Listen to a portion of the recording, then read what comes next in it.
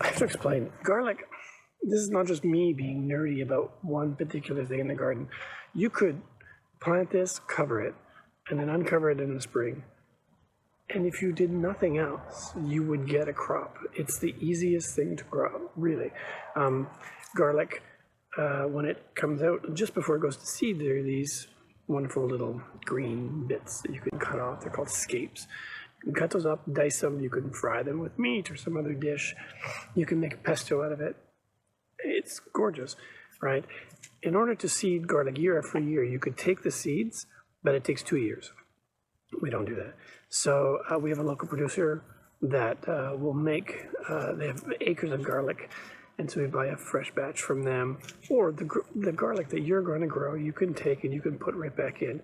We just find that we like to eat all of our own garlic, and we put some in, but for the most part we buy another batch every single year.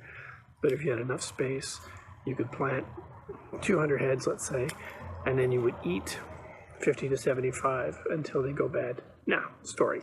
So by the time you yank them all out, it's going to be September, October. September, in our part of the world. It's unlikely that you'll go that late, but you never know. You keep them in a cool, dry place.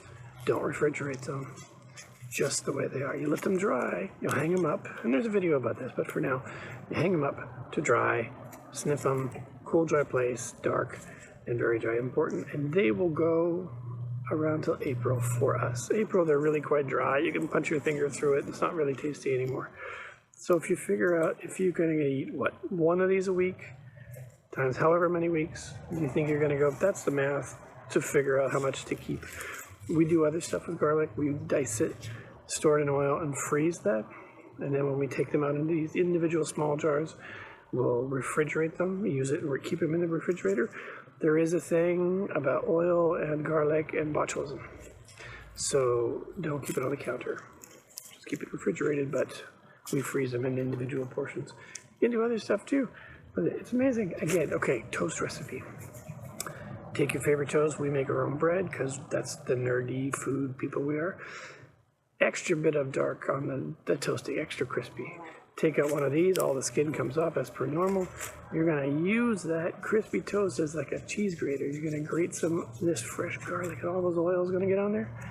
Nice butter. We don't make our own butter. Just something. We don't make the knife or the plate. We just, okay, some things.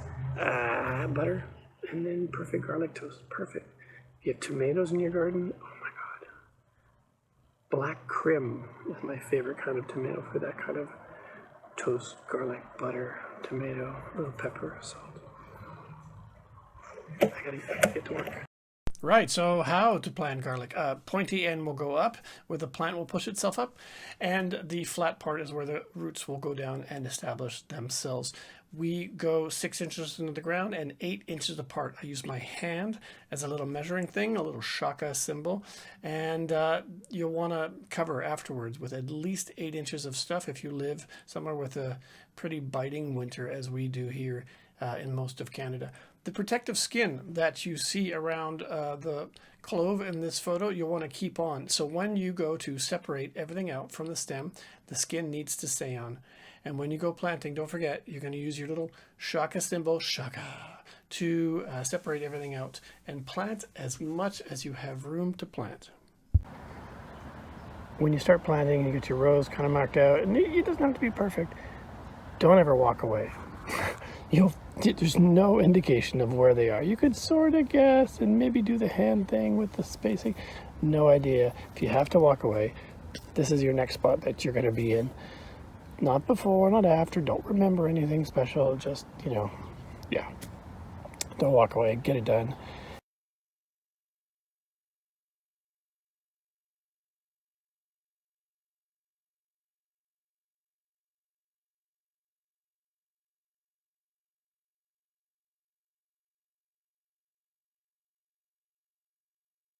You'll definitely want to water it at least once for the garlic, but also to keep the leaves down. And if you happen to be harvesting carrots that day, throw the greens on for weight.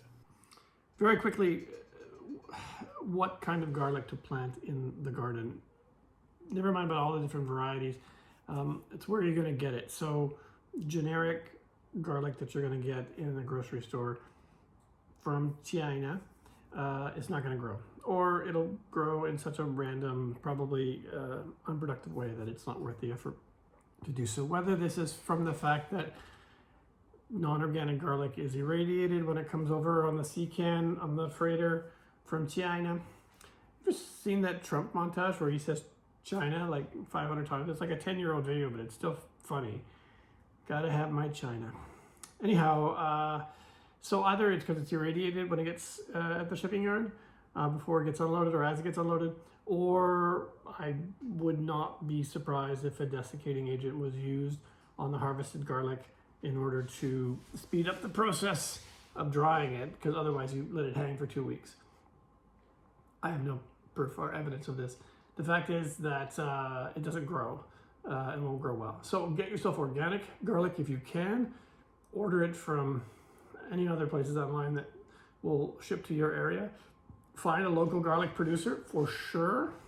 Once you get it once, you can reuse what you get and replant it year after year and take some for you and some for the garden, and you'll eventually get to a point where this year for us, it is our first year that we don't need to order from our local producer. Last year we did, happily, but this year garlic is doing so well that we can just put some back in and make some keep some for ourselves and then give some for gifts to the in-laws and that kind of thing. So yeah, you want good, fresh, locally preferred garlic.